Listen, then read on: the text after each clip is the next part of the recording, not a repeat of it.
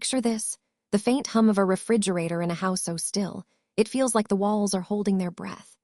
I'm Rita, 38 years old, sitting at my worn-out kitchen table, my fingers tracing the edge of a chipped coffee mug that's been cold for hours. Outside, the world is gray, the kind of gray that seeps into your bones, matching the mood that settled over me like a stubborn fog. Our little home on the outskirts of town used to feel like a sanctuary, a place where laughter bounced off the walls and the smell of Roland's grilled burgers filled the air on lazy Sundays. Now, it's just a shell, a quiet so thick I can hear the clock ticking on the wall, each second dragging me deeper into a loneliness I can't shake. Roland, my husband, is out there somewhere on the endless highways, hauling cargo in his 18-wheeler, his life measured in miles and deadlines. He's been a truck driver for over a decade, and I knew what I signed up for when we said our vows under that sycamore tree 16 years ago. But knowing doesn't make it easier.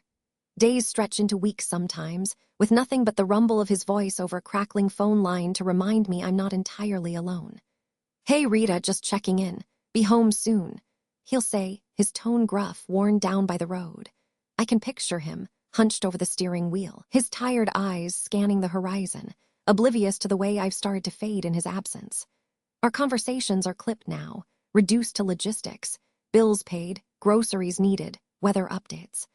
I miss the man who used to tell me stories about the odd characters he'd meet at truck stops, the one who'd pull me close even when he smelled of diesel and sweat. Now, I'm just a voice on the other end of the line, invisible even to myself. I glance across the table at his empty chair, the cushion still indented from the last time he sat there, probably a week ago, maybe more. I've lost track. The silence in this house is a living thing, pressing against me, making every creak of the floorboards sound like an accusation. I've tried filling the void, gardening, binge-watching shows I don't care about, even reorganizing the pantry twice in 1 month, but nothing sticks. The emptiness follows me, a shadow I can't outrun. I sip the cold coffee, wincing at the bitter taste, and wonder when I stopped caring enough to heat it up. Maybe it's not just the coffee that's gone cold. Roland's a good man, don't get me wrong. He works hard, keeps the bills paid, and there's a steadiness to him that used to feel like safety.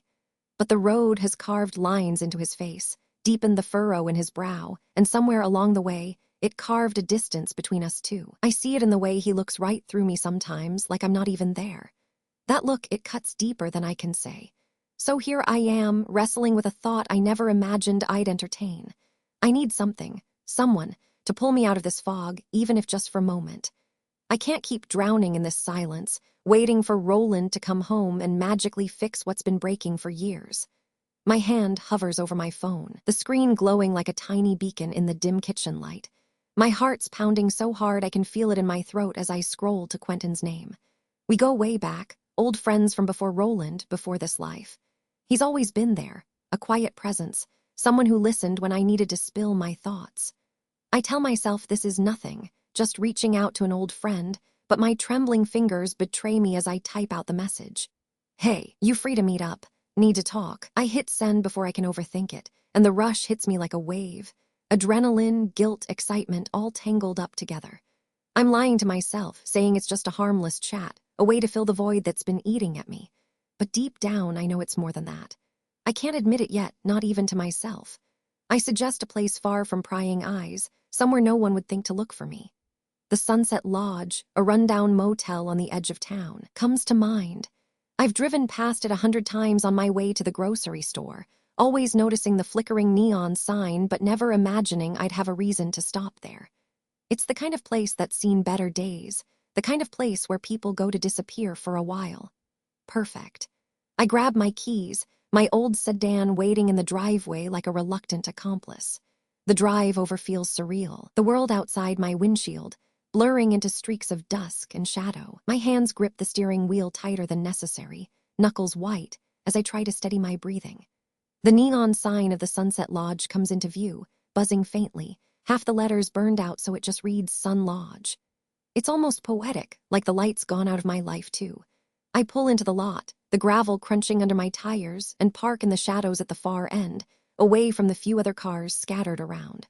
My heart's still racing as I step out, the cool evening air hitting my face like a slap, waking me up to what I'm doing. But I don't turn back. I walk into the office, keeping my head down and checking under a fake name, Sarah Jones, the most generic thing I could think of. I pay cash, sliding the crumpled bills across the counter to a bored clerk who barely looks at me. No paper trail, no evidence. The key he hands me feels heavy, like it's carrying the weight of every choice I've made to get to this moment. I clutch it tight, the jagged edges digging into my palm as I head to the room, number 12, down a dimly lit hallway that smells of stale cigarette smoke and cheap cleaning spray. My footsteps echo on the cracked linoleum, each one sounding louder than the last, like a drumbeat counting down to something I can't take back. I unlock the door, the hinges groaning as it swings open, revealing a small, tired room with peeling wallpaper and a sagging bed in the center. I don't sit down. I can't.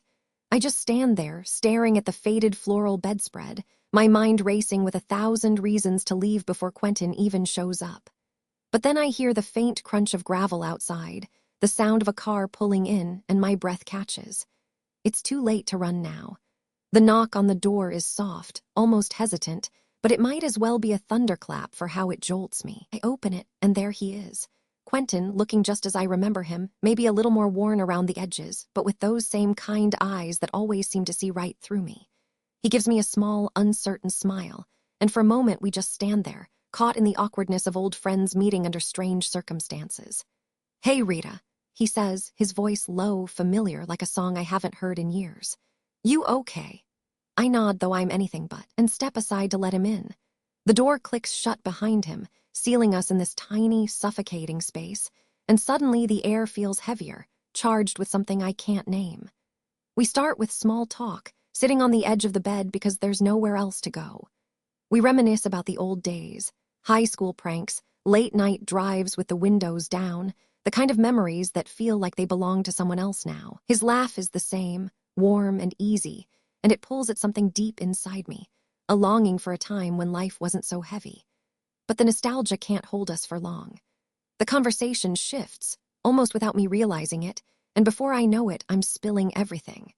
The words tumble out, raw and unfiltered, about how lonely I've been, how invisible I feel in my own marriage, how Roland's absence has hollowed me out until I barely recognize myself. Quentin listens, really listens, his gaze steady, not judging, just taking it all in. I feel his hand brush against mine on the bedspread, a fleeting touch, but it's enough to send a spark through me, a warmth I haven't felt in so long. I should pull away. I know I should. But I don't. Instead, I lean in, or maybe he does. I can't tell anymore, and suddenly we're kissing, a desperate, hungry kind of kiss that feels like it's been building for years. My hands find his shoulders, his find my waist, and for a moment, nothing else exists. It's reckless, it's wrong, but it's also a lifeline, a brief escape from the emptiness that's been swallowing me whole. We fall back onto the bed, the cheap mattress creaking under our weight, the sound mixing with the muffled hum of traffic outside the thin walls. His stubble scratches against my cheek, rough and real, grounding me in a way I didn't expect. The room smells faintly of mildew and old perfume, but all I can focus on is the heat of his breath, the way his touch seems to erase months of aching solitude. I'm lost in it, in him, in the illusion that I'm seen, wanted, alive again. But the high doesn't last. The second it's over, reality crashes down like a tidal wave. I'm lying there, staring at the stained ceiling, my chest tight with a guilt so sharp it's almost physical. What have I done? This isn't me. I'm not this person. Quentin's quiet beside me, his breathing still uneven, and I can't even look at him. The warmth that felt like salvation minutes ago now feels like a betrayal, a stain I can't wash out. I sit up, pulling my shirt back into place, my hands trembling as I try to smooth out the wrinkles, as if that could smooth out the mess I've made of my life. The silence between Quentin and me is deafening, heavier than the guilt clawing at my insides. I mumble something about needing to get home, avoiding his eyes as I grab my purse and stumble out of that dingy room at the Sunset Lodge. The cool night air hits me again, but this time it doesn't wake me up. It just makes me shiver, like my own skin is rejecting me. I drive back in a daze, the headlights of oncoming cars blurring through the tears I refuse to let fall. By the time I pull into my driveway, the house looks even emptier than before, a dark shell waiting to swallow me whole. I step inside, the familiar creak of the door sounding louder in the stillness, and I try to act like nothing's changed. I kick off my shoes, hang my jacket, and head straight to the kitchen sink, turning on the faucet just to have something to do with my hands. I grab a plate from dinner, scrubbing at it harder than necessary, the soap suds spilling over my fingers as they shake uncontrollably.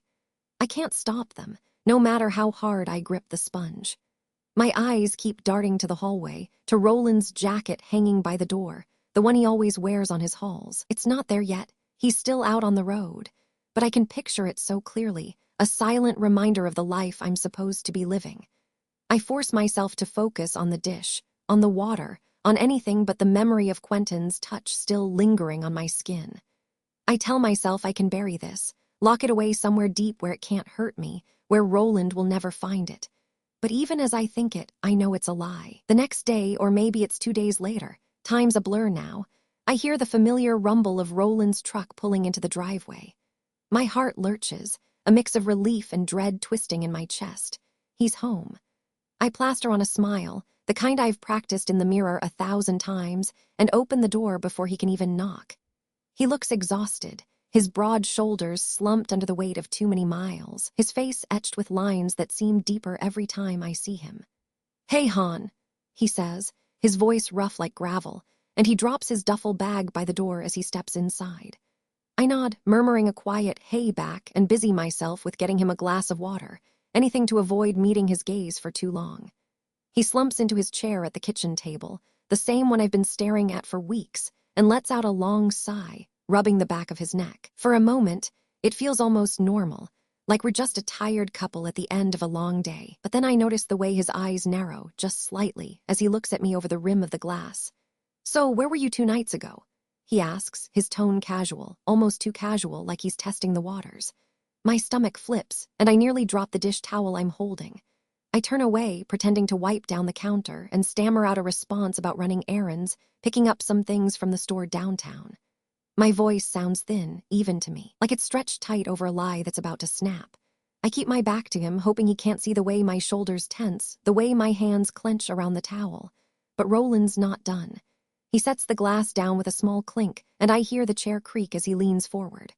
"Funny thing," he says, and there's an edge to his words now, sharp enough to cut through the air between us. "I was checking the credit card statement online, just to keep track of stuff. Saw a charge from a gas station out near the edge of town, nowhere near the stores you mentioned. Care to explain that?" His voice hangs in the air, heavy and pointed, like a blade waiting to drop.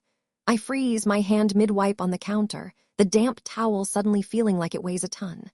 My mind scrambles for an excuse, anything to patch over the crack he's just exposed, but nothing comes.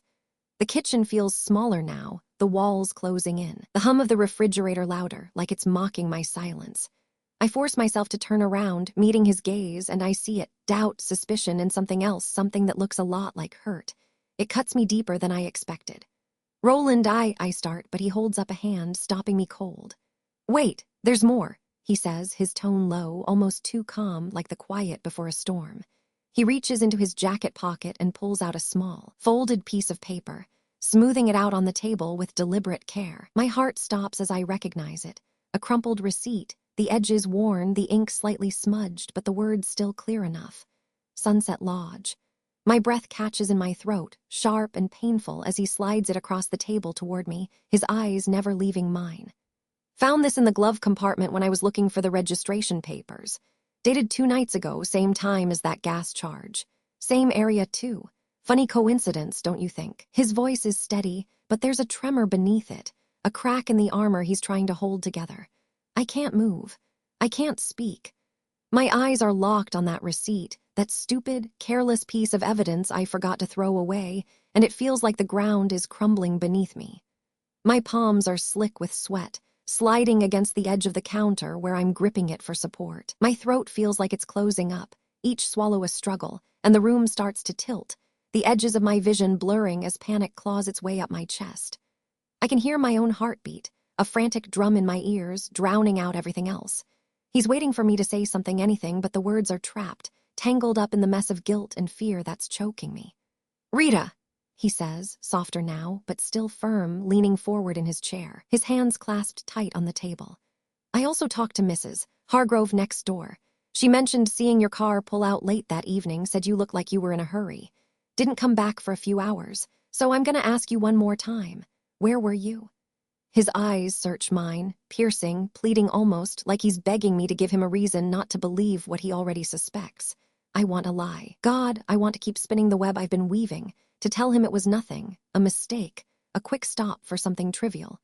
But the weight of his stare, the way his jaw tightens as he waits, tells me he's already pieced it together. There's no dodging this anymore. My legs feel like they might give out, so I stumble to the chair across from him, sinking into it like I'm sinking into quicksand. My hands are shaking as I press them flat against the table, trying to steady myself, but it's no use. The air between us is thick, suffocating, filled with all the things we haven't said in years, all the cracks we've ignored until they became canyons. I open my mouth, but nothing comes out at first, just a shaky breath that sounds more like a sob. And then it's like a dam breaks inside me and I can't hold it back anymore. "I'm sorry, Roland," I whisper, my voice cracking on his name. "I'm so sorry. I didn't mean for it to happen, I swear. I've been so lonely. You're gone all the time, and I know that's your job. I know you're working hard for us, but it's been eating at me, tearing me apart inside. I made a mistake, a terrible, stupid mistake, and I wish I could take it back." My words spill out in a rush, each one heavier than the last, and I can't stop the tears now, hot and relentless, streaming down my face as I look at him, begging for something, understanding, forgiveness, anything. Roland just sits there, his face a mask of stone, but I see the pain flicker in his eyes, the way his hands tighten into fists on the table. He doesn't say a word, not yet, and that silence is worse than any shout or accusation. It's like a void, swallowing up every shred of hope I had left. The days after that confession are a blur of cold, empty spaces. Roland barely speaks to me now, his presence in the house more like a ghost than a husband. He's taken to sleeping on the couch, the creak of the springs echoing through the quiet nights as he tosses and turns. I lie awake in our bed, staring at the ceiling, the sheets cold on his side, feeling the weight of his absence even when he's just in the next room. When we do cross paths, me heading to the kitchen, him grabbing his keys to go out, his eyes avoid mine, sliding away like I'm a stranger he doesn't want to acknowledge.